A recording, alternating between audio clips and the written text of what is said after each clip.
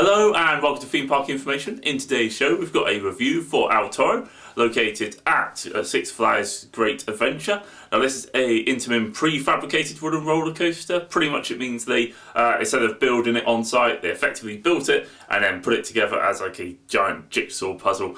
Now I've also been on other types of this model, so like Colossus at Heidi Park and Boulder at Liseberg, and both of those are really good.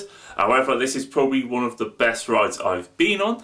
It's easily one of the best wooden roller coasters I've been on. However, I don't think it is as good as some people say it is. Well, some of it definitely is. It probably has the best first drop I've ever been on. If I was to divide up the rides in terms of tens or to zeros and stuff like that, like the first drop, 10. The two airtime hills after that, 10. They're both absolutely biblically good. They're so good. And then the turnaround, probably like a 5. It's, it's okay. It's not bad. It's, a little bit rough, but nothing too serious. The kind of flow to airtime hill after that, probably like a 6. It doesn't really offer me or do much for me, but it's not bad.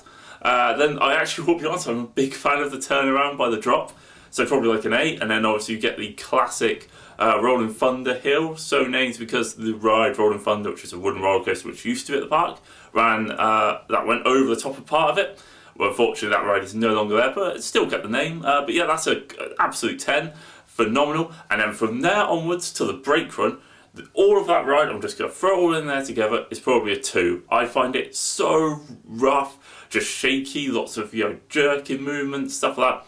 It's just a real letdown. Now, don't get me wrong, I really like our Toro, guys. I really like it. I think it's an amazing roller coaster, but I do not appreciate being effectively shook about and effectively having a rough ride.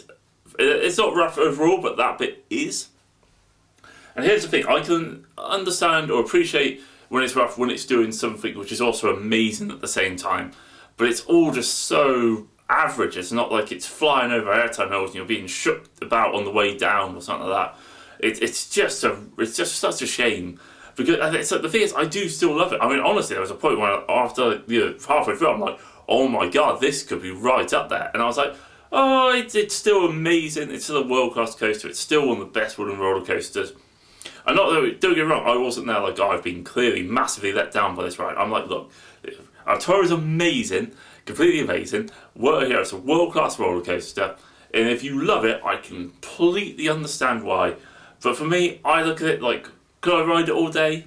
Probably not. I'd probably have a massive headache by like the 4th or 5th ride.